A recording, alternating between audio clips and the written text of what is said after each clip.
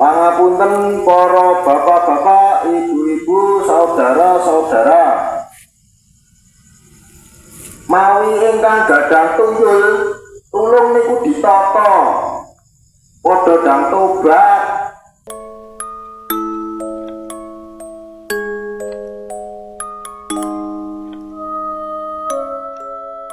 Pohon keramat bernama pohon ketos. Pohon langka yang tumbuh di tengah pemukiman warga di Sapalar, Kecamatan Trucuk, Klaten, Jawa Tengah. Pohon yang seringkali dikaitkan dengan fenomena mistis, mitosnya merupakan kerajaan tuyul, di mana tuyul-tuyul itulah yang dijadikan budak untuk mencari uang lewat pesugihan.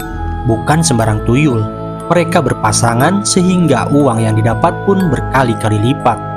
Disebut pesugihan tanpa tumbal, namun itu hanya tipu daya bangsa jin. Tak ada yang gratis dan tak ada akhir yang baik dari bersekutu dengan jin. Jadikan setiap cerita sebagai pelajaran, jangan pernah terjerumus ke dalam kesesatan. Mereka berempat memang melihat sekelebatan dua bayangan anak kecil lari di depan mereka. Loh, tuyul Jak, itu tuyulnya. Pagi harinya, alangkah terkejutnya Jaka. Di dalam kamar, di antara umborampe kembang setaman, itu duit wis numpuk.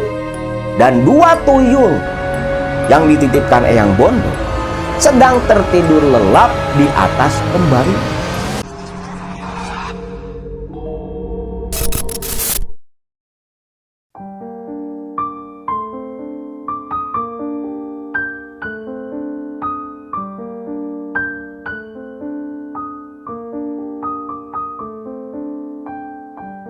Assalamualaikum warahmatullahi wabarakatuh. Salam sejahtera buat semua baraya KMS dimanapun kalian berada.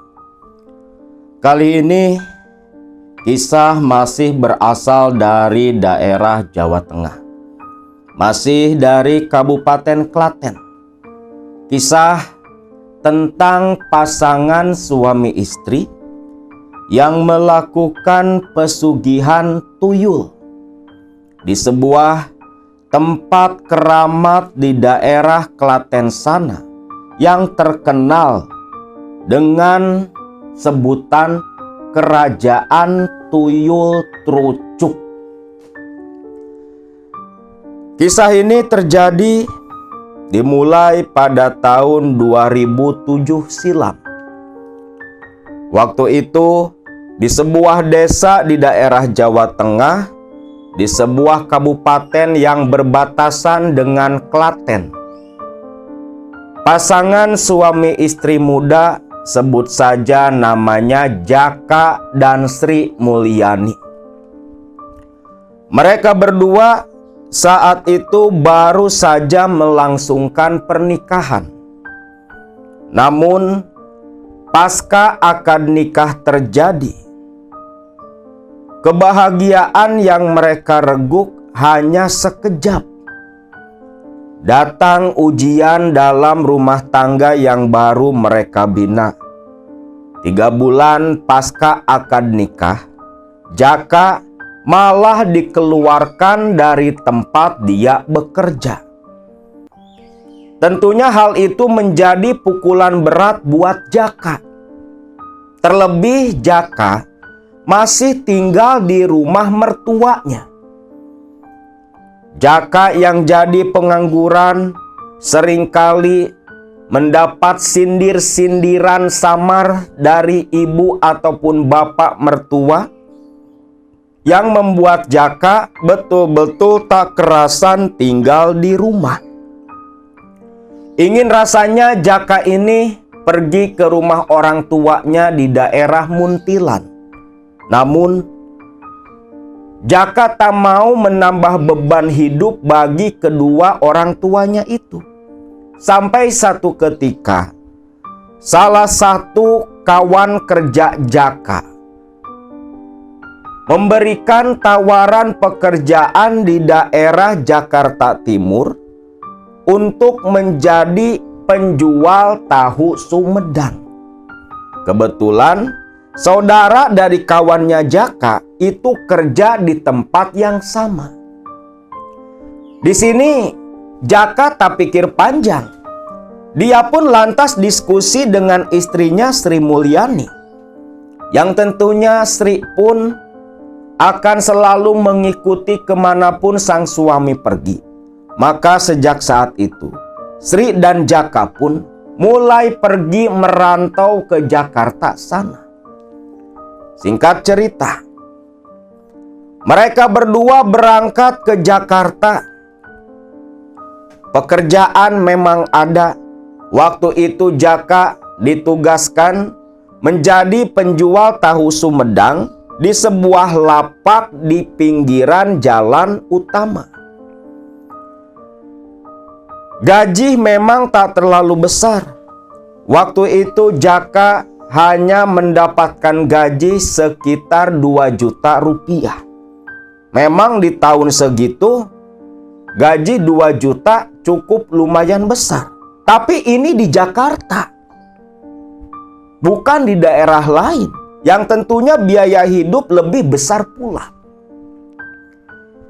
Di Jakarta, Jaka dan Sri Mulyani istrinya ngontrak sebuah rumah petak yang terdiri dari kamar yang bersebelahan dengan kamar mandi. Rumah yang terdiri dari 2 lantai disekat-sekat dibagi-bagi menjadi beberapa ruangan. Dihuni oleh sekitar 15 kepala keluarga di sana. Sama-sama perantauan pula. Awalnya semua berjalan lancar. Jaka dan Sri dengan gaji yang sedemikian cukup kecil, mereka hidup menghemat. Sri masih bisa menyisihkan uang untuk menabung. Sebulan, 2 bulan, 3 bulan mereka masih menyesuaikan diri. Namun makin lama makin terbiasa sampai tak terasa mereka merantau di sana menginjak tahun kedua. Namun sayang, di tahun kedua ini ujian kembali datang menerpa. Di mana waktu itu Mang Ujang, atasan dari Jaka, bos dan pemilik usaha tahu Sumedang, menuduh Jaka menggelapkan uang dagangan. Di sini Jaka syok dan kebingungan. Karena dia nggak ngerasa melakukan hal itu. Padahal tiap pulang jualan, catatan hasil penjualan itu selalu diserahkan. Bahkan Jaka punya salinannya di rumah. Tertib Jaka ini, walau kerja jadi penjual tahu Sumedang, tapi administrasi dia tulis sendiri. Ngambil tahu dari majikannya, misalnya sekian kilo, dijual, ada sisa, selalu dia catat, bahkan buktinya barangnya itu diantarkan ke si bosnya. Dan waktu itu memang beberapa kali bosnya ini berkata, "Jak, kalau ada sisa tahu, jangan bawa ke sini saja. Sayang, nanti malah jadi sampah. Lebih baik kamu kemas, kamu bagikan ke orang-orang yang membutuhkan. Kan banyak tuh gelandangan sepanjang jalan. Kasih saja ke mereka." Nah, semenjak bosnya berkata seperti itu, memang sisa tahu nggak dibawa pulang, nggak disetorin ke majikan, tapi dia bagikan sesuai perintah atau anjuran bosnya. Namun sayang, beberapa bulan pasca hal itu dia lakukan, Jaka malah dituduh korupsi menggelapkan uang oleh si Mang Ujang. Yang akhirnya apa? Jaka dipecat dari pekerjaannya. Akhirnya Jaka pulang jalan kaki karena motor inventaris langsung disita oleh Mang Ujang. Dia pulang jalan kaki cukup jauh ke kontrakan dia dengan Sri. Jam 10 malam, Jaka baru pulang ke rumah kontrakan. Melihat sang suami yang begitu lesu, Sri pun bertanya apa yang terjadi kepada suaminya. Dengan nada yang lemah, Jaka pun menjelaskan musibah yang menimpa dirinya. Dan di sini Sri pun tak menyangka, kok bisa bosnya bertindak seperti itu, padahal bukti segala macam komplit ada. Akhirnya mau tak mau, karena mau ngapain juga tinggal di Jakarta, kerabat gak ada, kenalan gak ada pula. Sri dan Jaka pun memutuskan pulang kampung kembali ke Jawa Tengah. Namun di sini, Jaka yang ketika mengecek tabungan yang disisihkan sang istri selama hampir 2 tahun di Jakarta, ada tabungan cukup besar sekitar 9 juta. Di sini Jaka nggak mau mengulang kejadian serupa seperti dulu. Jadi pengangguran, disindir-sindir terus sama mertua. Jaka nggak mau pulang ke rumah ibu bapak mertuanya, ke rumah orang tua Sri. Maka Jaka dan Sri pun berdiskusi memilih untuk mengontrak sebuah rumah di desa tetangga kediaman orang tua Sri. Sri pun setuju.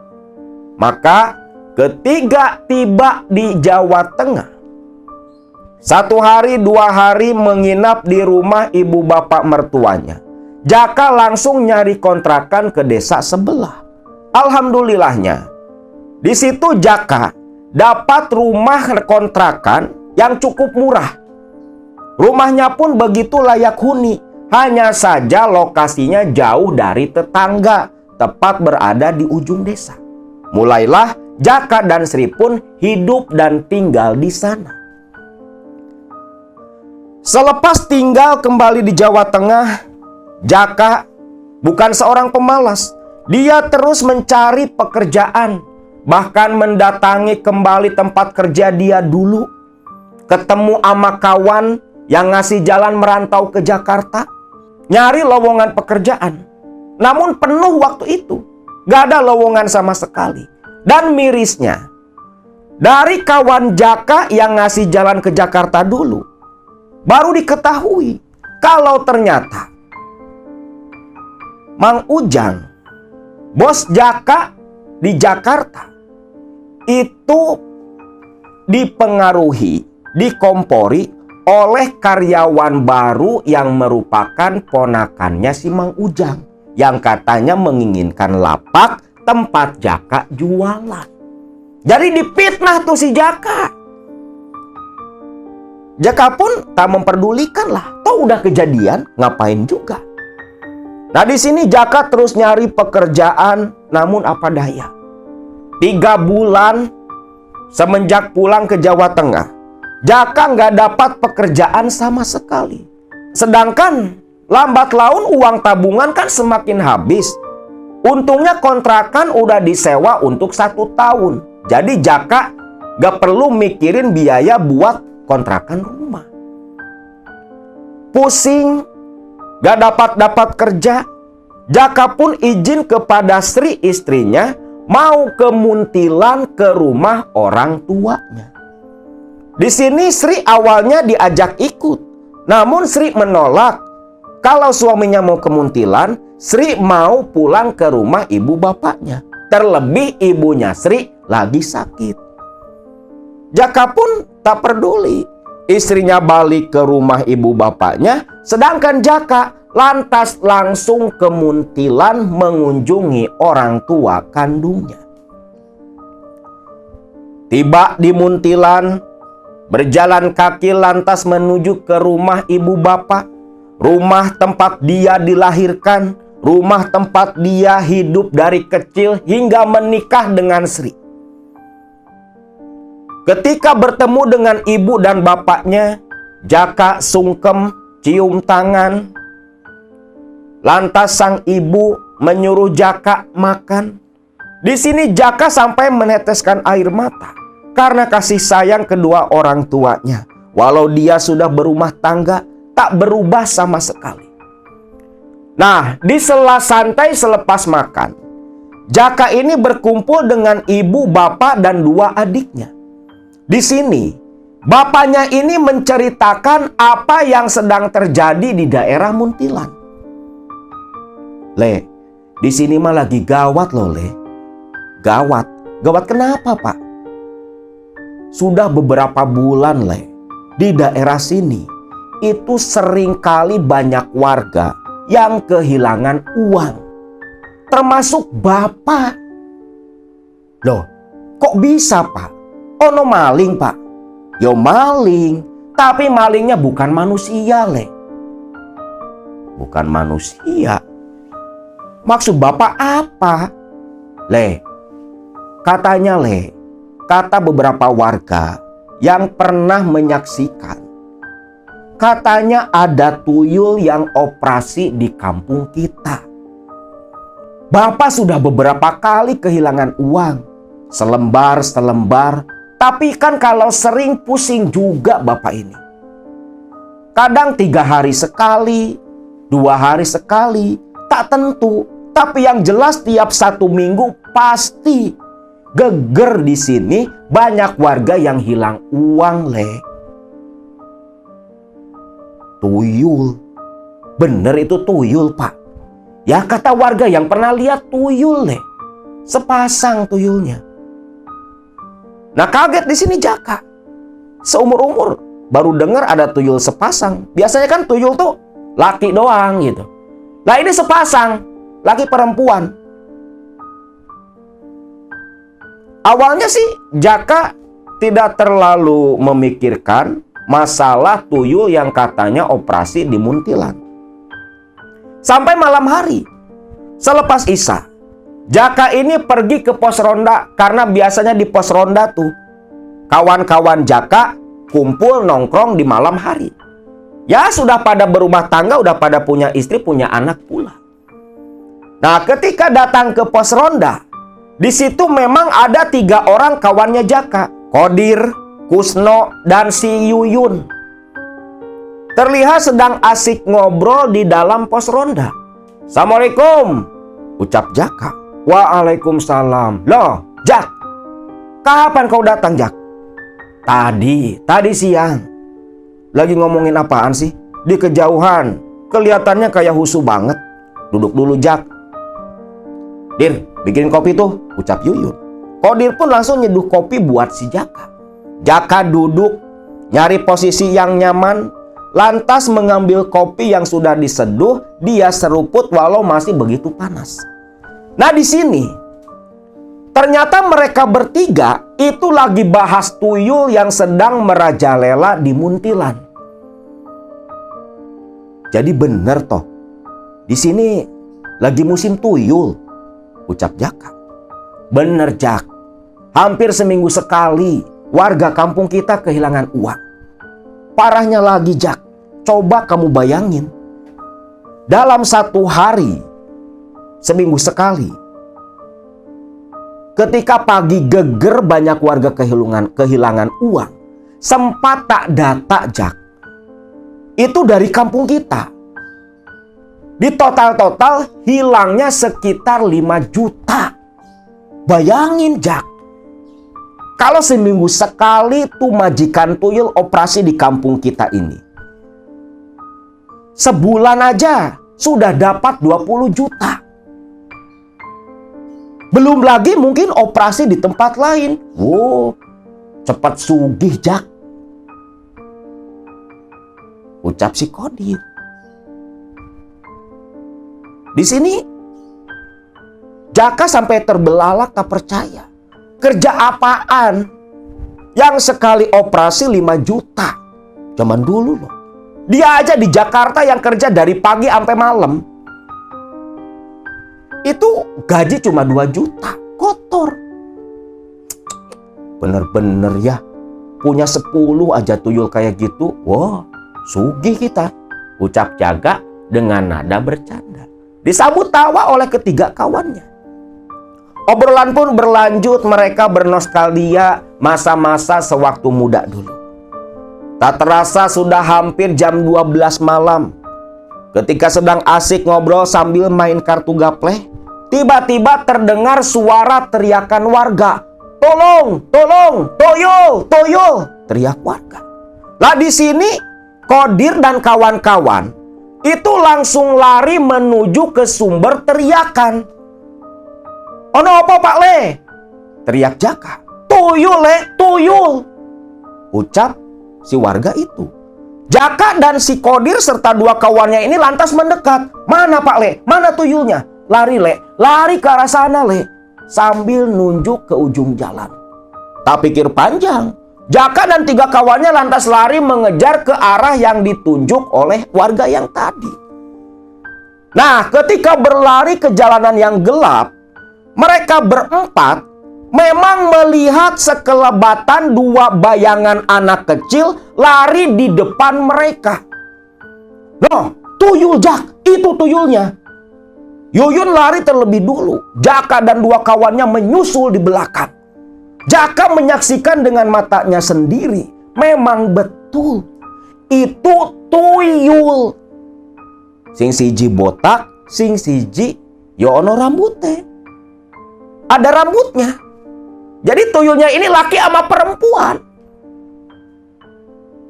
Tubuhnya tak terlalu pendek. Waktu dikejar itu perwujudannya itu katanya kira-kira setinggi 1 meteran lah. Namun ketika terus dikejar, anehnya sekencang apapun mereka berempat berlari, mereka tak bisa memotong atau mempersempit jarak antara mereka dengan si tuyul. Jadi jarak tetap sama, tak berubah sama sekali. Makin jauh dikejar, mereka berempat udah ngos-ngosan kelelahan. Tuyul itu malah menghilang masuk ke kebun warga yang begitu gelap. Di sini pun mereka berempat kehilangan jejak. Si Qadir lantas melihat ke arah jam tangan, sampai geleng kepala dengan napas yang ngos-ngosan. Aduh, gak kerasa woi, 1 jam loh. 1 jam kita lari ngejar tuyul. Tuyulnya kemana yo? Kok ngilang? Ya mungkin balik ke tempat majikannya, ucap si Yuyun. Akhirnya mereka berempat memutuskan balik lagi ke pos ronda. Nah, ketika tiba di pos ronda, ternyata sudah ada beberapa warga juga yang katanya jadi korban pencurian kedua tuyul barusan. Rame tuh di pos ronda. Tapi sudah beberapa bulan itu memang pemandangan keramaian di pos ronda ketika malam hari saat ada tuyul masuk ke kampung mereka itu sudah seperti hal biasa. Warga pun sebagian membubarkan diri. Qadir dan kawan-kawan tetap di pos karena memang bagian ronda. Nah, selepas warga pada bubar, melanjutkan kembali ngopi, kartu gaple mereka bereskan. Di sini Qadir pun ngobrol lagi bahas masalah tuyul tadi. Nah, tak disangka si Kusno nyeletuk. Gini loh, 2 hari lalu aku wis datangi paranormal, dukun. Loh, ngapain no? Yo nanyain itu tuyul dari mana, punya siapa. Resah aku loh. Aku aja sempat jadi korban beberapa kali. Untung aku dikasih antiknya sama tuh dukun. Lah, apa no? Enteng loh. Antiknya tuyul di tempat kita menyimpan uang, baik di tas ataupun di dalam lemari, itu disimpani saja 3 batang gagang padi. Tapi ya masih utuh sama padinya, ucap si Kusno. Dan itu memang ada khasiat tertentu loh. Entah kenapa memang Akang sendiri dulu kalau ada kasus seperti itu, hilang duit sama tuyul nih, itu tempat penyimpanan uang, 3 gagang padi yang masih ada padinya, simpan saja di tempat penyimpanan uang. Itu tuyul nggak berani ngambil. Kalau masih hilang, itu biasanya bukan tuyul, tapi manusia. Kadang manusia yang memang melakukan kontrak perjanjian, atau memang manusia biasa yang mencuri uang. Nah, Si Kusno melanjutkan kembali pembicaraannya. Hasil dia mendatangi dukun perihal tuyul. Lah terus kata dukunnya dari mana no tuh tuyul? Tanya Kodir. Itu loh, kata simbah dukun, tuyul itu dari Trucuk, Klaten. Lah wis pada tahu kan, di Trucuk itu memang ada keramat kerajaan tuyul. Nah kata simbah dukun, 2 tuyul ini itu dari Klaten. Katanya juga pesugihan tuyul di Klaten ini banyak diminati orang. Banyak. Pakai orang sing datang nyari tuyul ke sana. Karena memang di Trucuk ini, kata simbah dukun, itu nggak pakai tumbal. Nggak pakai tumbal. Dan kita selaku majikan pun cukup enteng. Nggak perlu mesti netei itu tuyul. Kaget dong. Karena kan biasanya nih kalau piara tuyul, istri kita tuh harus netein tuyul. Tapi ini tuyul nggak perlu ditetein. Cukup dikasih sajen tiap malam Jumat. Nanti dia kerja sendiri nyari duit buat majikannya. Wih, enak banget yo. Nggak ada tumbal, nggak perlu netein. Duit ngalir terus. Yaitu keistimewaan tuyul di keramat Trucuk. Jaka pun mengangguk-angguk. Singkat cerita, tepat jam 3 dini hari, mereka pun bubar. Jaka pulang ke rumah ibu dan bapaknya. Singkat cerita, selepas 3 hari menginap di Muntilan, Jaka pun balik kembali ke rumah kontrakan. Yang ketika tiba di rumah kontrakan, istrinya sudah ada di dalam. Loh Sri, wis mulih? Iya Kang. Ibu bagaimana? Yo itu Kang, ibu lagi sakit. Sakitnya parah Kang. Mesti langsung dibawa ke rumah sakit dirawat. Tapi yo, Sri kan bingung Kang, biayanya dari mana? Uang tabungan kita kan sudah hampir tipis. Kang Mas kan belum dapat kerja. Waduh, piye iki? Pikir Jaka. Baru pulang dari Muntilan, oh dapat masalah. Terlebih kan Sri anak tertua. Pasti tanggungan ya jatuhnya ke Sri. Jaka pun cukup lama terdiam. Ya wis, itu di tabungan masih ada sisa. Ada Kang. Tapi ya gak mungkin kalau kita gunakan untuk biaya pengobatan ibu. Yang jelas pasti bakal kurang, gak bakal cukup. Yang keduanya lagi, kita mau makan apa kalau duit itu diserahkan ke ibu? Sudahlah, nanti Akang coba cari solusi. Akang mau istirahat dulu, ucap si Jaka. Sampai malam hari, Sri yang memang tadi sore izin pamit untuk menemani ibunya. Jaka dikontrakan sendirian. Dia hanya duduk melamun, memikirkan masalah yang harus dia selesaikan di depan mata. Perihal keuangan dan perihal ibu mertuanya. Bukan masalah menyayangi ibu mertuanya yang sering sindir sumampir sewaktu nganggur dulu. Tetapi ini masalahnya Sri. Jaka bisa membayangkan pedihnya Sri seperti apa melihat ibu kandungnya sakit dan harus dirawat. Biaya nggak ada. Nah di sini Jaka pun teringat kejadian di Muntilan. Omongan si Kusno yang datang ke dukun perihal pesugihan tuyul di Trucuk. Apa iya ya? Aku datang ke Trucuk bae lah. Lawong gak mesti ada tumbal. Si Sri pun gak perlu netei. Tapi kan dosa. Allah, dosa. Ya dosa ya dosa. Tapi ya mau mangan apa? Bingung si Jaka nih. Satu sisi dia tahu itu dosa. Di sisi lain butuh duit juga, nyari kerja susah. Akhirnya makin lama makin dipikir, di sini setan, udah kayak orang demo ngegoda si Jaka. Akhirnya Jaka pun memutuskan mau mencoba mendatangi Keramat Trucuk di Klaten sana. Dan di sini, esok paginya, ketika Sri pulang ke rumah, Jaka pun mengajak Sri berdiskusi. Jaka nggak nutup-nutup. Dia ceritakan apa yang dia ketahui berdasarkan pengalaman waktu di Muntilan. Jadi gimana Sri? Apa kamu setuju kalau Akang datang ke Trucuk buat nyari tuyul? Waduh Kang, opo nggak ada cara lain toh Kang? Sri, ini nggak pakai tumbal, kamu juga nggak perlu netei tuyul. Iyo Kang, aku paham.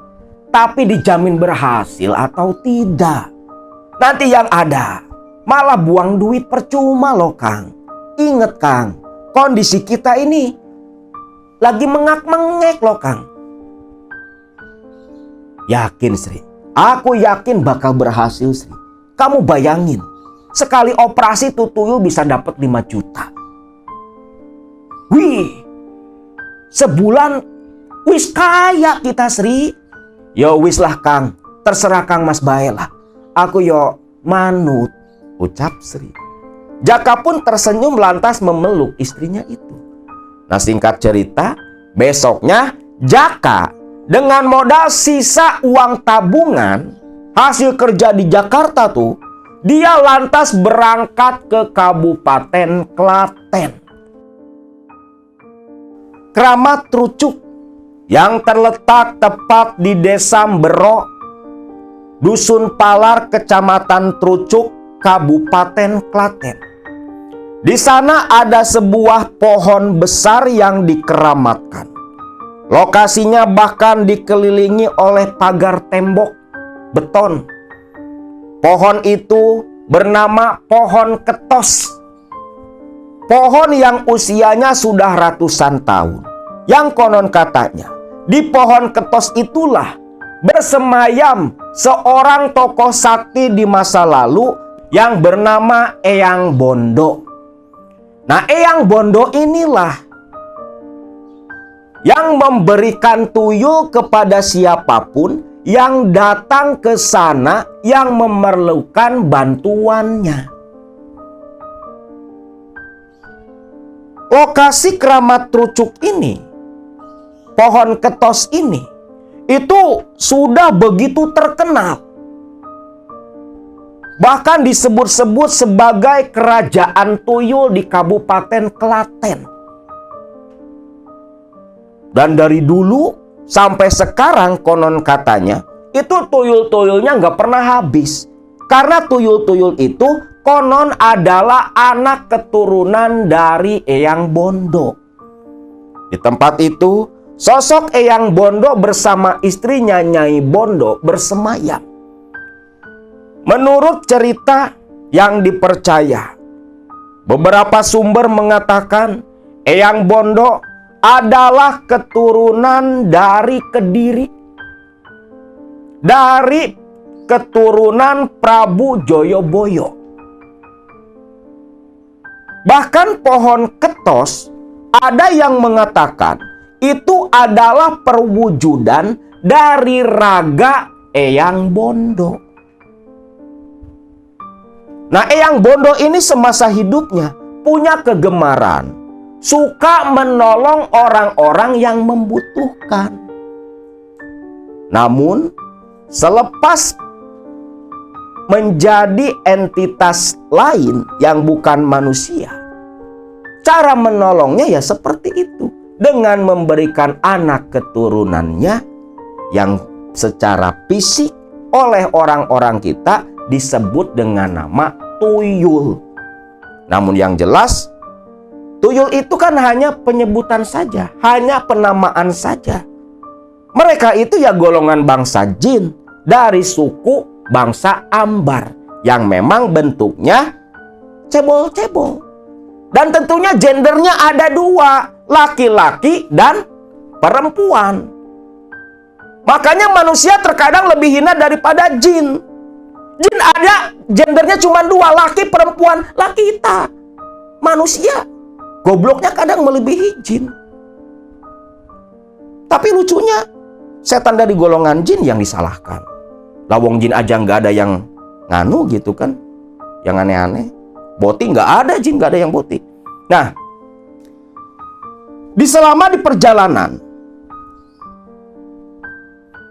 Jaka yang baru pertama kali ke daerah Klaten, dia buta map, buta arah, gak tahu harus turun di mana, nanti harus kemana. Terlebih waktu itu kan teknologi ya belum seperti saat ini, gak ada Google Map, gak ada.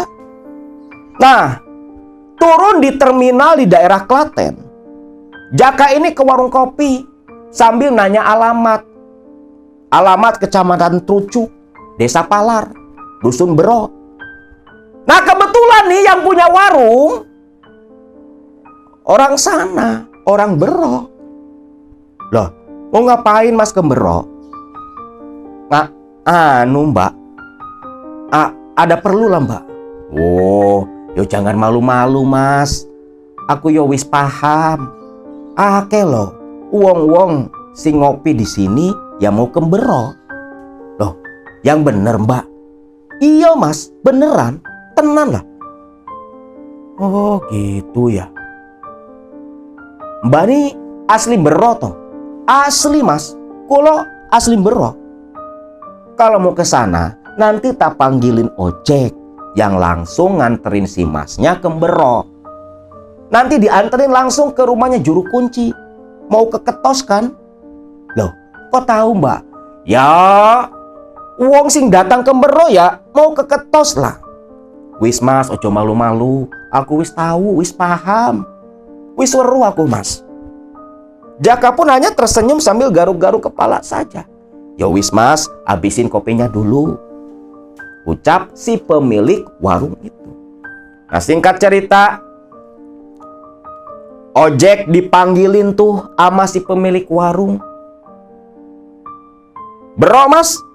Iya Mas. Ya wis, naik. Naik ojek nih si Jaka. Nah, sepanjang perjalanan ternyata tukang ojek ini udah langganan orang-orang yang mau ke Ketos. Dulu ya, kalau sekarang nggak tahu masih hidup, nggak tahu enggak. Nah, di perjalanan pula, si tukang ojek ini mengatakan kalau juru kunci di sana itu masih tetangganya, namanya Mbah Marno. Dan kata si tukang ojek pula, banyak yang ke Ketos nyari peruntungan, dan tak sedikit yang sukses selepas ke sana. Yang penting nurut sama aturan juru kunci. Di sini si Jaka pun mengangguk paham dan berterima kasih sudah diwanti-wanti terlebih dulu oleh si tukang ojek. Tiba di Dusun Bero, langsung dibawa ke rumah Pak Marno, si juru kunci. Selepas dipertemukan dengan Pak Marno, si tukang ojek balik lagi dan janji besok pagi akan jemput Jaka ke sana. Jaka pun mengangguk paham. Selepas itu dia kasih ongkos lalu dibawa masuk oleh Pak Marno. Nah, di sini di dalam sambil beristirahat, Pak Marno dan Jaka pun berdiskusi. Khususnya Jaka yang langsung menyatakan tujuannya ingin datang ke Ketos, mau nyari tuyul. Yo sebenarnya yo gak pantas juga kalau disebut tuyul, terlalu tabu leh. Itu anak putone Eyang Bondo. Cuma kalau memang mau ritual di Ketos, harus ono sajen leh. Sajen. Sadennya opo Pak? Sajen, kembang setaman, ayam bakakak, kopi, teh manis, rokok, jajanan pasar. Yo akeh le. Yo wis lah Pak, itu urusan Bapak lah. Saya terima beres bae lah Pak. Kira-kira berapa yang mesti saya keluarkan? Oh, yo ngomong tok lele dari tadi. 500.000 lah, wis cukup. Lah, terus buat Bapak sendiri, ndak usah. Lawong sing jual sajen kan istrinya Bapak, ucap si Pak Marno. Jaka pun hanya tersenyum. Uang 500.000 dia serahkan ke si Pak Marno. Dan Pak Marno mengatakan kalau ritual nanti malam lebih afdol. Sebenarnya ya mau pagi, siang, sore pun kata Pak Marno bisa. Cuman yang paling baik memang datang di malam hari. Karena ya seperti di alam kita. Malam hari jin itu kan waktunya istirahat. Dan siang hari mereka aktivitas. Tapi kan waktunya kebalik. Siang di kita, malam di sana. Malam di kita, siang di sana. Makanya kalau mau ketemu sama setan, apalagi silaturahmi ke rumahnya, ya mesti siang dong. Berarti malam. Itu pun dijelaskan sama si Pak Marno ini. Dan Jaka pun dipersilakan istirahat di sana. Nah, sore hari, suntuk di rumah Pak Marno, Jaka ini kan jalan-jalan. Keramat tak jauh dari rumah Pak Marno. Dari halaman Pak Marno aja udah kelihatan tuh si pohon ketos. Oh itu toh pohon ketos yang katanya istana tuyul di Klaten, pikir si Jaka. Sekitar jam 5:30 waktu itu, Jaka pun iseng-iseng jalan-jalan ke sana, pengen tahu seperti apa keramat ketos. Begitu tiba di dekat tembok pagar, Jaka melirik ke dalam. Oh, cuma kayak gitu toh. Gak ada makam, cuman ada pohon ketos besar dan ada batu di depannya. Di situ terlihat seperti bekas umbo rampe, sajen, dan ada saung atau cungkup di atasnya. Jadi nggak kehujanan kalau ada orang lagi ritual di sana. Namun, ketika Jaka sedang asik memperhatikan, Jaka sempat terperanjat karena dari balik pohon ketos, Jaka melihat ada anak-anak kecil berlarian seperti sedang bermain. Namun kejap ada, kejap tak ada. Kadang muncul, kadang hilang. Menyisakan suara tawa-tawa anak-anak kecil. Sempat pucat pasi Jaka ini. Tak nyangka, baru tersadar dia kalau sudah masuk waktu sandekala, waktu maghrib. Waktu di mana para makhluk astral, makhluk-makhluk dimensi lain mulai keluar dari tempat persemayaman mereka. Mulai merinding bulu kuduk Jaka. Jaka pun bergegas berbalik lari ke rumahnya Pak Marno. Tiba di rumahnya Pak Marno. Loh, dari mana Le? Tanya Pak Marno.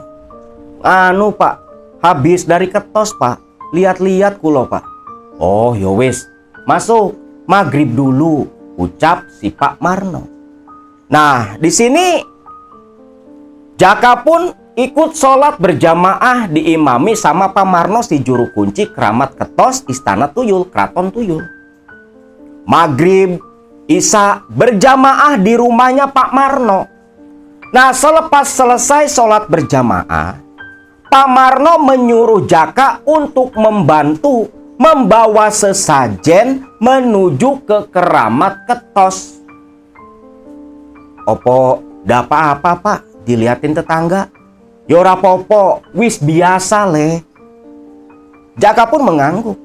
Lantas sesaji dibawa oleh mereka berdua menuju ke keramat ketos. Salam dulu Le, ucap Pak Marno sebelum membuka gerbang pintu keramat. Salam dulu mereka sambil menundukkan kepala. Salam kepada Eyang Bondo. Begitu gerbang dibuka masuk ke area Keramat Ketos, lah di sini aura mistis itu sudah langsung terasa oleh Jaka. Bahkan samar-samar Jaka masih mendengar suara anak-anak kecil tanpa wujud yang nyata, cuma suara doang. Wis le, ono apa? Anu pak, kok banyak suara anak-anak yo pak? Yo itu le, anak putune keturunan Eyang Bondo. Wis, gak usah takut, lawong nanti mereka bakal ikut kamu. Iya pak.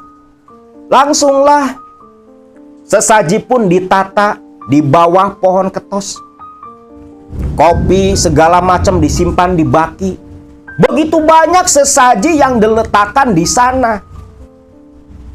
Udah seperti mau acara kendurian lah istilahnya. Ada bubur merah, bubur putih, asam, garang asem, terus rokok. Rokoknya 2 batang. Waktu itu rokok kretek gudang garam merah. Nih nggak tahu kenapa ya, kalau ritual itu pasti mintanya rokok gudang garam merah. Ternyata bukan hanya manusia yang lelaki punya selera, jin pun sama. Udah legendaris lah. Sampai dapat istilah tuh rokok gudang garam merah, rokoknya dukun. Tapi ya mau gimana lagi? Memang istilahnya ini perusahaan rokok ini udah sampai tembus lintas dimensi. Jin aja suka. Nah terus sesaji-sesaji lain seperti ayam bakakak itu ikut diletakkan di sana pula. Lalu mulai nih si Mbah Marno membakar kemenyan. Sampai keluar api, lawong bekas kemenyannya aja numpuk ngegunung kok di situ. Hitam tuh. Bekas pembakaran kemenyan. Kebayangkan udah berapa ratus bahkan mungkin ribuan lah peziarah yang bakar menyan di sana, ritual di sana. Dan mungkin sudah tersebar ke berbagai pelosok Nusantara nih, tuyul-tuyul dari Ketos. Siapa tahu tuyul yang sekarang ada di rumah warga di kampung kalian itu mungkin dari Ketos pula. Mungkin ya, itu pun kalau ada. Nah, saat itu si Mbah Marno memimpin ritual, membaca mantra, salam, dan sejenisnya, meminta izin, meminta restu kepada Eyang Bondo. Lantas selepas itu, Mbah Marno ngajak si Jaka untuk duduk semedi diam di sana. Jadi nggak ditinggalin sama juru kunci nih, ditemenin sama juru kuncinya. Jadi nggak ada rasa takut. Kalau pesugihan lain kan selepas dibuka nih sama juru kunci, dia ditinggal semedi sendiri. Ini kagak, ditemenin. Didamping langsung juru kunci. Ini juru kunci yang bertanggung jawab. Nah, ketika sedang semedi, memejamkan mata, suasana awalnya hening. Namun kembali pecah dengan munculnya suara anak-anak kecil berlarian, tertawa-tawa.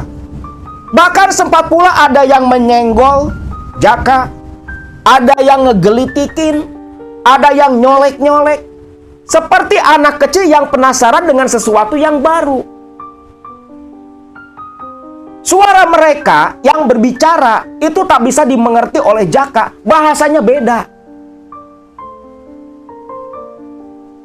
Nah, di tengah riuhnya suara anak-anak di situ, pohon ketos itu seperti terkena hempasan angin, terguncang, sampai daun-daunnya berguguran. Guncangan pohon ketos yang katanya usianya sudah 500, bahkan ada yang bilang 700 tahun. Getaran dari pohon itu terasa ke lantai yang sedang diduduki oleh Jaka.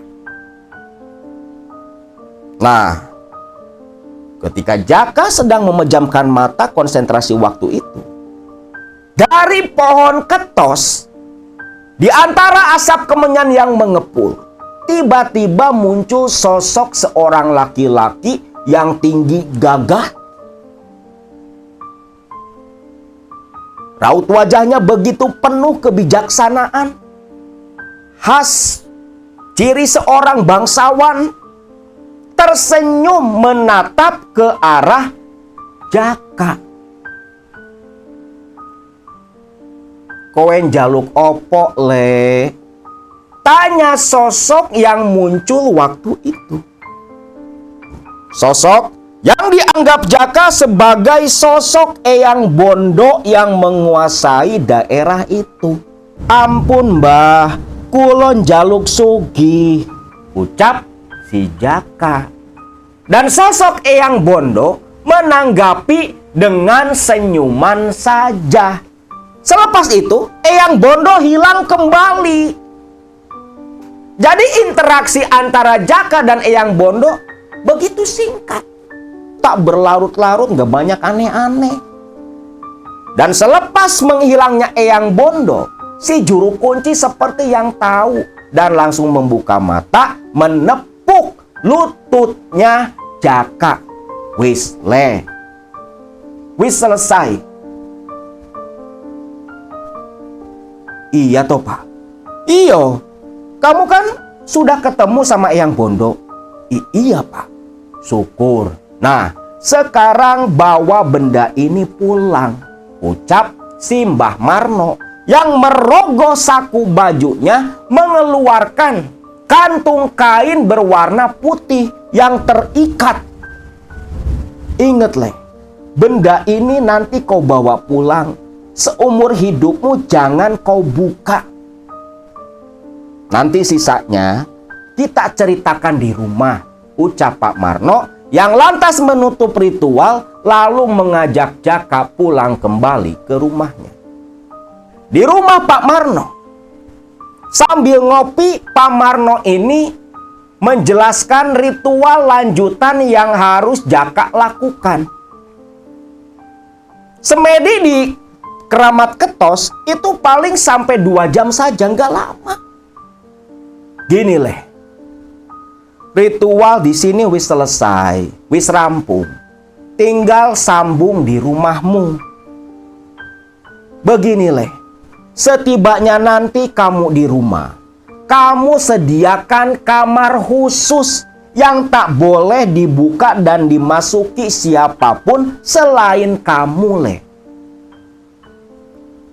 Ingat, setiap malam Jumat selama 7 minggu, 7 malam Jumat, kamu harus mengadakan acara kendurian di kamar khusus itu leh. Waduh, kendurian pak. Kendurian macam apa toh pak? Ya koyo tadi, nyajen. Loh, tak kira ya hajatan pak. Bukan leh, kendurian di sini yo nyajen leh. Sajennya yo ono tambahan leh. Pertama, pisang raja 2 sisir. Madak cam tengkorak leh. Tengkoraknya sing 5 leh. Lalu garang asem, kopi hitam, kopi manis, teh manis 2 gelas, rokok 2 batang, bubur merah, bubur putih, ingkung pitik, ayam bakakak leh. Lalu umbo rampe dan kembang setaman leh. Bentar pak, kembang setaman pak? Iyo leh, kembang setaman. Waduh pak, ndak sanggup aku pak. Loh, piye tok leh? Yo ndak sanggup pak, kembang setaman. Yo berapa duit toh pak? Mana muat di kamarku pak? Ya Allah lele. Bukan setaman itu loh leh, kembang 7 rupa. Oh 7 rupa. Terus apa meneh pak? Nah, kasur baru leh. Kasur baru pak? Iyo, kasur karo ranjang baru sing apik. Bantal 1, gulingnya 2 leh. Yang bener toh pak, masa saya harus beli kasur baru, ranjang, bantal sama guling buat apa toh pak? Loh, le, nanti kamar itu jadi tempat tinggal anak putune Eyang Bondo. Ngerti apa ora? Oh iya Pak, ngerti Pak, paham aku Pak. Ya wis, sekarang istirahat. Besok pagi si Kunto jemput kamu antar ke terminal. Ingat, kasih tahu istrimu biar nanti nggak sembarang masuk ke kamar itu. Yo Pak, istriku wis paham toh Pak. Bagus, istirahat leh. Bapak juga mau istirahat, capek, ucap Pak Marno. Malam itu pun kain putih, kantung putih dalam genggaman si Jaka. Dia masukkan ke dalam tas, Jaka sendiri lantas tertidur lelap. Nah, dalam tidurnya ini, Jaka bermimpi didatangi dua sosok anak kecil. Yang satu botak, yang satu berambut, laki dan perempuan dengan wajah yang amit-amit buruk rupa. Menjijikan katanya. Ya khas tuyul lah. Gak ada tuyul ganteng, gak ada. Nah, kedua tuyul ini, kedua jin ambar ini, itu nyebut si Jaka dengan panggilan Bapak. Dan ketika Jaka terbangun dari tidurnya, Jaka sempat duduk terdiam. Apa mungkin yang semalam datang itu pemberian dari Eyang Bondo? Tapi kok belum ada wujud. Akhirnya hal itu pun ditanyakan kepada Pak Marno dan Pak Marno bilang, wujud dan tidaknya pasangan tuyul itu tergantung ritual kendurian selama 7 malam Jumat. Kalau ritual itu berhasil, otomatis pasangan tuyul itu akan datang diantar ke tempatnya Jaka. Dan si Pak Marno ini mewanti-wanti, inget loh leh, selama 7 minggu ke depan, tahan amarahmu, jangan bertengkar dengan siapapun. Kalau sampai itu dilanggar, gagal leh. Agak aneh kan? Beda nih sama pesugihan tuyul di daerah lain. Singkatnya, Mas Kunto pun datang ngejemput Jaka. Jaka diantar kembali ke terminal, lantas pulang ke rumah kontrakannya.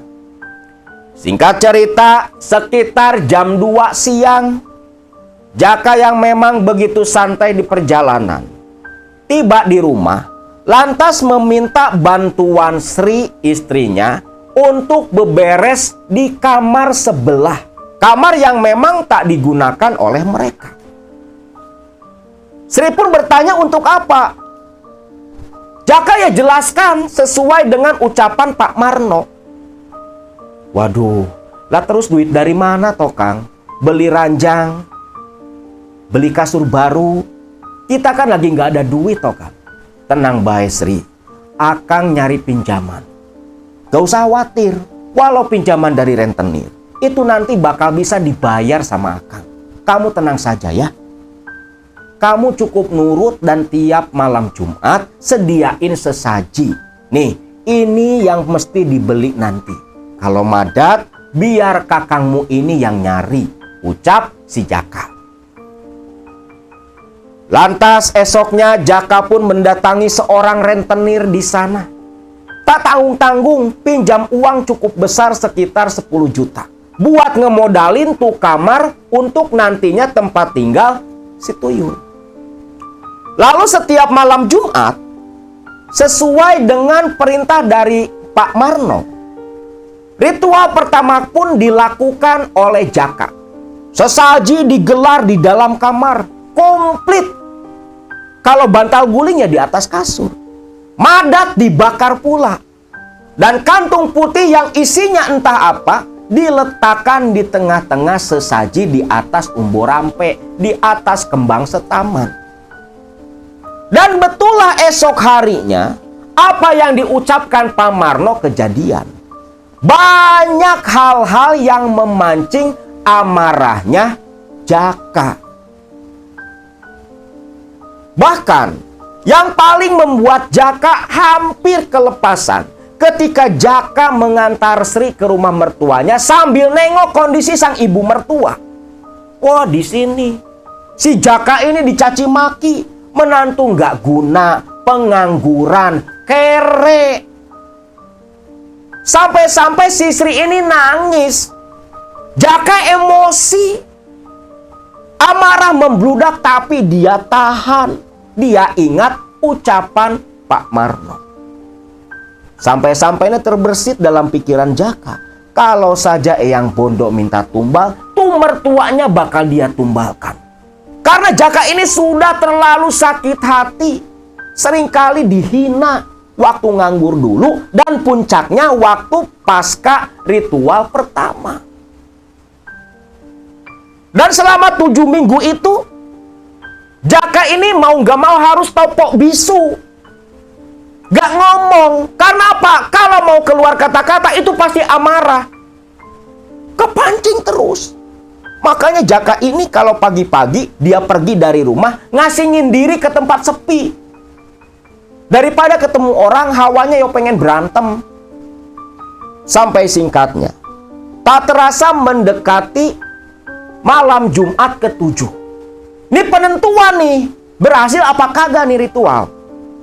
Seperti biasa, sajen disiapkan. Harapan Jaka begitu tebal. Yakin dia nih ritual pasti sukses. Dan sesuai perintah dari Pak Marno. Yang Pak Marno sendiri pun tiap malam Jumat selama 7 minggu itu ritual pula di sana. Jadi ritualnya double. Di tempat Pak Marno dan di rumah Jaka. Malam hari, di malam terakhir nih, sesaji digelar, madat dibakar. Jaka tak keluar seperti malam Jumat sebelumnya. Dia duduk di dalam. Duduk semedi, duduk sila. Dan tepat sekitar antara jam 10 jam 11 malam, di dalam kamar yang tertutup itu entah dari mana muncul angin. Nggak kencang, tapi berhembus. Membuat asap madat menyeruak. Hampir menutupi kamar. Kamar yang gelap itu semakin terasa pengap. Sampai sesak napasnya Jaka. Dan dari antara asap madat yang terbakar itu, ternyata betullah muncul sosok Eyang Bondo yang menuntun tangan dua makhluk cebol yang dulu sempat datang di dalam mimpinya Jaka. Le, aku titip putuku lo, Le. Aku titip putuku, jogo baik-baik. Mereka berdua yang akan membantu kamu mencari harta, ucap Eyang Bondo. Kedua anak kecil ini seperti yang baru ketemu dengan bapak yang udah lama ngilang gitu. Meluapkan rasa kangennya, meluk-meluk si Jaka, walaupun Jaka agak jijik. Lawang memang menjijikan penampakan perwujudan dua tuyul dari bangsa Ambar ini. Selepas itu Eyang Bondo pun pamit pulang balik ke Klaten. Gak tahu naik apa tuh. Nah, selepas itu dua tuyul itu pun ditempatkan di dalam kamar tersebut. Di situ yuk ada mainan. Bahkan langsung dua tuyul ini memakan sesaji persembahannya si Jaka. Jaka lantas keluar dari kamar. Terlihat di ruang tamu Sri sedang duduk memperhatikan Jaka dengan mata penuh tatapan keheranan. Loh, ono apa Sri? Kang, tadi aku dengar suara anak-anak loh Kang. Sopo sih Kang? Lah itu anak turunannya Eyang Bondo. Loh, tuyulnya wis datang toh Kang? Wis. Sudah, kita tinggal tunggu hasilnya nanti. Nah memang beneran nih. Jadi nggak kayak pesugihan tuyul pada umumnya digendong gitu kan. Digendong keliling kampung, nyari target buat operasi. Kagak. Jaka tinggal minta mereka kerja nyari duit. Yang langsung tuh tuyul pergi sendiri, nggak perlu diantar. Nah ini baru beneran tuyul sakti nih. Nggak perlu diantar sama majikan. Nggak perlu dijemput. Kalau tuyul lain kan majikan udah kayak tukang ojek. tuyul ini kagak, dia nyari sendiri. Nggak tahu kemana. Cuman memang karena disuruhnya seperti itu nyarinya ya di kampung tempat tinggal si Jaka. Kalau mau ke kampung lain, ya mesti diarahkan. Noh, nyari ke kampung anu. Tapi ya tentunya nggak bisa jauh-jauh kayak tuh ke Jakarta. Kagak gitu juga. Ada batasan. Nah, pagi harinya, alangkah terkejutnya Jaka. Di dalam kamar, di antara umborampe kembang setaman, itu duit wis numpuk. Dan 2 tuyul yang dititipkan Eyang Bondo sedang tertidur lelap di atas pembaringan. Ya tentunya hanya Jaka yang bisa melihat kedua tuyul itu. Uang itu Jaka bawa lantas keluar, dia tunjukkan ke Sri. Noh, ini duit buat kamu, Sri. Sisanya mau Kang Mas pakai bayar utang ke rentenir. Sisanya terserah mau gunakan untuk apa. Kang, ini buat biaya berobat ibu ya, Kang. Ya terserahlah, urusanmu. Ucap si Jaka dengan nada agak tidak rela. Di sini baru Jaka meluapkan amarahnya nih. Karena kan itu udah sukses. Nah, dari sejak saat itu, kehidupan Jaka dan Sri berubah. Bahkan tuh rumah yang mereka berdua kontrak, itu langsung dibeli oleh Jaka dengan harga di atas pasar. Namun makin lama, Jaka yang usahanya terlihat berkembang begitu pesat, bukan usaha, hartanya terlihat begitu pesat, terlalu mencolok, itu menjadi buah bibir para tetangga. Terlebih lagi seringkali di sana kehilangan uang. Melihat kondisi yang sudah tak aman, Jaka pun menghentikan operasi mencari uang di tempat tinggalnya sendiri. Tuyul operasi ke daerah lain. Namun makin lama, makin banyak warga yang curiga karena sering konon katanya malam hari mendengar suara anak-anak kecil di dalam rumahnya Jaka. Bahkan ada yang sempat melihat anak-anak kecil berlarian mengitari rumah Jaka, kadang bermain di halaman. Di sini sudah mulai membuat Jaka agak was-was. Akhirnya Jaka pun lekas ambil tindakan, dia pindah ke daerah lain, pindah ke pusat perkotaan. Di kota, jauh dari mertua dan orang tua, jauh dari mulut usil tetangga. Jaka membeli rumah di perumahan elit. Uang mengalir, tak perlu susah-susah bekerja. Dan sajen tiap malam Jumat pun itu begitu ringan, hanya ngadat, teh manis, kopi, sama rokok doang. Paling kembang. Gak perlu ada bakakak ayam dan sejenisnya. Begitu enteng. Dan tiap 1 tahun sekali Jaka datang ke Klaten ke rumahnya Pak Marno untuk mengadakan acara syukuran. Itu sudah ketentuan. Dan bukan hanya Jaka, tetapi peziarah yang sukses di Ketos itu pun melakukan hal yang sama. Tahun demi tahun berlalu. Tak terasa sudah 6 tahun mereka berumah tangga. Tak terasa sudah 3 tahun lebih pula menjalani pesugihan tuyul dari Ketos. Di tahun ke-6 ini Sri pun mengandung. Namun di usia kandungan Sri yang menginjak 7 bulan. Waktu itu pagi hari, si Sri mau ke kamar mandi. Namun ketika melangkah masuk ke dalam, Sri merasa ada yang jorokin badannya sampai dia terpeleset jatuh. Jatuh telungkup di lantai kamar mandi. Yang sontak Sri pun menjerit. Jeritan Sri membuat Jaka yang sedang tertidur lantas bangun lari ke kamar mandi.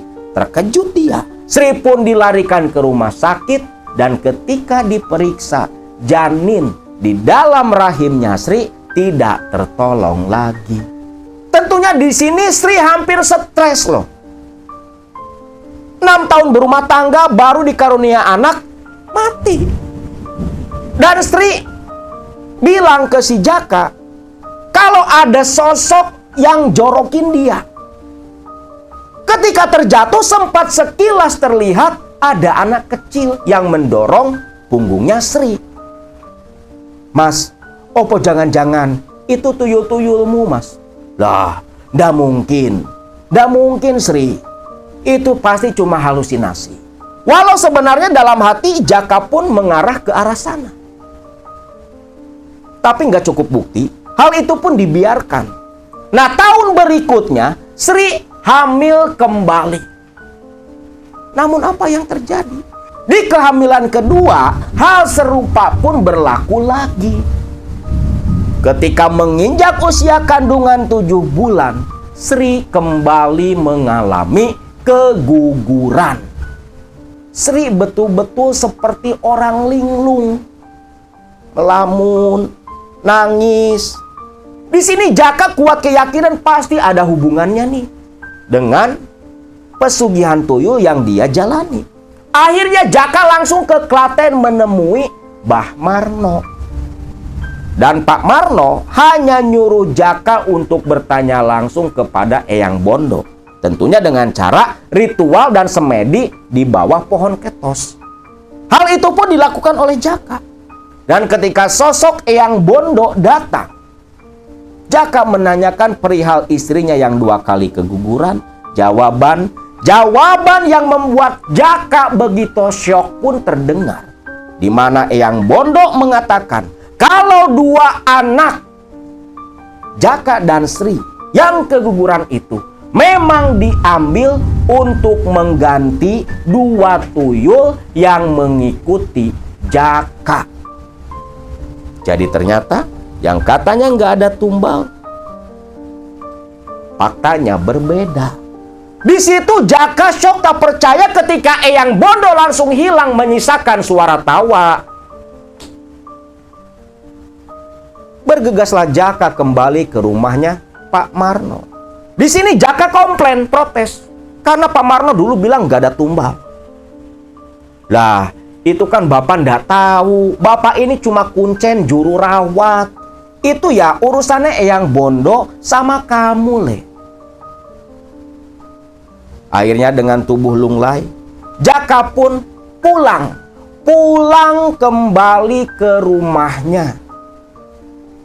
Begitu tiba di rumah, Jaka terkejut mendengar suara tangisan Sri dari dalam. Buru-buru dia masuk, terlihat di dalam kamar semua barang berantakan. Ngamuk si Sri ini. Betul-betul depresi dan akhirnya Sri pun dirawat di rumah sakit jiwa. Di sini Jaka pun betul-betul hidup terpuruk. Walau bergelimang harta, tapi tak ada ketenangan, tak ada kebahagiaan di dalam hati dan pikiran Jaka. Istrinya masuk rumah sakit jiwa. 2 kali anaknya mati keguguran. Hampa kehidupan yang dirasakan oleh Jaka. Sampai akhirnya timbul niat dalam hati Jaka untuk mengakhiri pesugihan yang dia jalani. Dia balik lagi ke Klaten dengan membawa kantung kain putih yang dulu diberikan oleh Pak Marno. Datang ke Klaten, ke rumahnya Pak Marno. Jaka berterus terang ingin mengakhiri pesugihan yang dia jalani. Ingin mengembalikan 2 tuyul pemberian Eyang Bondo. Nah di sini Pak Marno pun menerima. Yo wis, tapi ingat yo Le, akibatnya tanggung sendiri. Rapopo Pak, daripada hidupku makin hancur Pak. Percuma banyak harta, tapi istriku sekarang gila di rumah sakit jiwa. Anakku mati Pak, gak mau aku Pak. Lebih baik aku hidup seperti dulu Pak. Yakin Le, gak bakal nyesel. Yakin aku Pak. Ini Pak, matur suwun Pak. Sambil nyerahin kantung kain putih. Kantung diterima, Jaka pun pamitan. Pasca mengembalikan dan mengakhiri pesugihan tuyul di Ketos. Begitu tiba di rumah, malam harinya, rumah begitu rame. Seperti terjadi perang dan suara-suara itu berasal dari dalam kamar tempat tinggal dua tuyul. Dua tuyul itu seperti ngamuk. Bahkan Jaka hanya bisa tertidur, dia meringkuk di dalam kamar, mengunci pintu dengan raut wajah dan hati yang seber ketakutan. Dan pagi harinya, Jaka memberanikan diri mengecek ke kamar tempat tinggal tuyul itu. Ketika dibuka, dua tuyul tak ada. Kondisi kamar betul-betul hancur berantakan. Dan dengan hancurnya tempat ritual di dalam rumah, menjadi awal pula kehancuran kehidupan Jaka. Satu persatu harta habis. Habis hartanya. Digunakan untuk biaya Sri dan biaya pengobatan ibu bapaknya Jaka yang mendadak sakit. Berbarengan tuh, sampai hanya dalam tempo 6 bulan. Harta yang terkumpul dari hasil pesugihan tuyul diketos habis tak tersisa. Dan hidupnya Jaka makin amburadul. Kalau dulu masih mending tinggal di rumah kontrakan. Lah waktu itu Jaka harta semua habis, dia pindah ke Muntilan, balik ke rumah kedua orang tuanya. Dan Jaka sudah tidak mengurusi si Sri. Nasib rumah tangganya pun diambang kehancuran. Jaka sudah tak peduli, karena dia pun mumet, stres, pikirannya hampir gila. Bahkan ibu bapak mertuanya si Jaka, orang tua si Sri, yang betul-betul kecewa kepada Jaka. Sudah tak mau tahu urusan si Jaka. Mau mati mau hidup, bodoh amat. Ibu bapaknya Sri hanya fokus untuk kesembuhan Sri. Dikeluarkan dari rumah sakit jiwa, Sri dibawa ke pengobatan alternatif. 9 bulan Sri dibawa berobat oleh ibu bapaknya ke sebuah pesantren. Akhirnya Sri pun sembuh. Dan ketika Sri yang selepas sembuh dari depresinya, dia pun pergi ke Muntilan, ke kampung halamannya Jaka. Selepas hampir 1,5 tahun, 1,5 tahun nggak ketemu Jaka tuh. Dari mulai masuk aja ke RSJ. Dan ketika tiba di Muntilan, Sri tak bertemu dengan Jaka. Hanya diantar oleh ibu bapak mertuanya ke sebuah pemakaman yang ternyata Jaka suaminya Sri sudah tak bernyawa, menjadi kerangka di kedalaman tanah di pemakaman di Muntilan sana. Yang kata ibu bapaknya, Jaka yang depresi pasca pulang ke Muntilan itu suka lari-lari tak jelas, sampai lari ke jalanan dan tertabrak kendaraan. Jaka pun mati dan mengakhiri perjalanan pesugihan yang dilakukan oleh pasangan suami istri ini. Dan parahnya, hingga sekarang si Mbak Sri yang sudah menikah lagi dengan suami barunya, dia tak bisa memiliki anak. Sebagai akibat 2 kali keguguran waktu jalani pesugihan yang mengharuskan rahimnya diangkat. Nah, itulah kisah perjalanan pasangan suami istri yang pernah melakoni pesugihan di Kerajaan Tuyul Klaten. Memang enteng, tak banyak yang aneh-aneh. Tapi di ujung masa perjanjian, tak ada akhir bahagia seperti yang dialami oleh Sri dan almarhum suami pertamanya.